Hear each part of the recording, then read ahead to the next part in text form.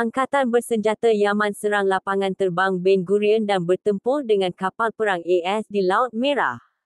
Sana'a, 23 Ramadan 1446 H, 23 Mac 2025. Angkatan Bersenjata Yaman mengeluarkan kenyataan rasmi mengesahkan serangan peluru berpandu balistik ke atas lapangan terbang Ben Gurion di wilayah pendudukan Jaffa, serta pertempuran dengan aset ketenteraan Amerika Syarikat di Laut Merah. Menurut kenyataan tersebut, serangan itu dilancarkan sebagai sokongan kepada rakyat Palestin dan sebagai tindak balas terhadap siri serangan udara yang dilancarkan oleh Amerika Syarikat ke atas Yaman dalam beberapa jam kebelakangan ini. Berikut adalah petikan kenyataan rasmi Angkatan Bersenjata Yaman. Bismillahirrahmanirrahim. Firman Allah Subhanahu wa Ta'ala, dan Allah pasti akan menolong sesiapa yang menolongnya. Sesungguhnya Allah Maha Kuat lagi Maha Perkasa. Al-Quran Al-Karim. Sebagai tanda sokongan terhadap rakyat Palestin yang tertindas dan perjuangan mereka yang berani, pasukan peluru berpandu Angkatan Bersenjata Yaman telah melancarkan serangan ke atas lapangan terbang Ben Gurion di wilayah pendudukan Jaffa menggunakan peluru berpandu balistik hipersonik jenis Palestine II.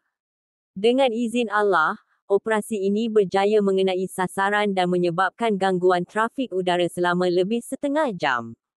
Selain itu, sebagai tindak balas terhadap pencerobohan Amerika Syarikat yang telah melancarkan puluhan serangan udara ke atas negara kami, pasukan kami turut terlibat dalam pertempuran dengan kapal induk USS Harry Truman dan beberapa kapal perang musuh lain di Laut Merah.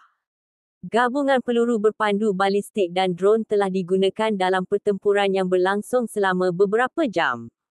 Dengan tawakal kepada Allah, Angkatan Bersenjata Yaman akan terus mempertahankan tanah air daripada pencerobohan zalim dan jenayah ini, dan akan terus bertindak balas terhadap sebarang peningkatan serangan. Kami juga kekal teguh menyokong rakyat Palestin yang tertindas dan akan terus menghalang sebarang pelayaran entiti Israel di zon operasi yang telah diumumkan, sehingga pencerobohan dihentikan dan sekatan ke atas Gaza ditamatkan.